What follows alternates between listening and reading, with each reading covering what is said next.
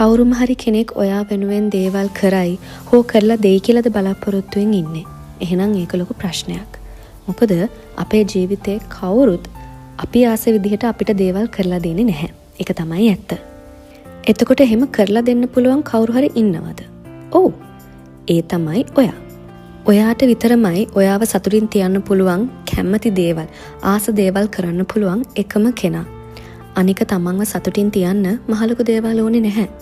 මහන්සි වෙච්ච දවසක නිවාඩුවක් අරගෙන කොහේ හරි යන්න.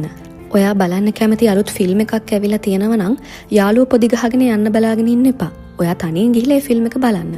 ඔයාට පඩි ලැබිච්ච ගමන් ඔයා ගිහිල්ලා ඔයා කැමති ෂොප් එකකින් අලුත් ඇඳුමක් ඔයාට අරන් දෙන්න. යන්න කැමතිම රෙස්ටොරන්ට් එකකට එහෙමත් නැත්නම් කැෆේ එකක් තියෙනවා නම් තනියෙන් ගිහිල්ලා රස කෑමක් රස විඳින්න. ඉතින් මේ සරල දේවල් කරන්න ඔයාට කවුරුත් එනකන් ඉන්න ඕනේ නැහැ. ඔයාටම පුළුවන් ඔයාගේ සතුට තීරණය කරන්න. අපි වෙන කාගෙන් හරි බලාපොරොත්තු වෙන්න ගියොත් තමයි එතන ලොකු ප්‍රශ්නයක් ඇති වෙලා අපිටම අපි ගැන දුක් වෙන්න වෙන්නේ. ඒ නිසා පුළුවන් තරම් තමන්ට දේවල් කරන්න ඉස්සෙල්ලාම ඉගෙන ගන්න.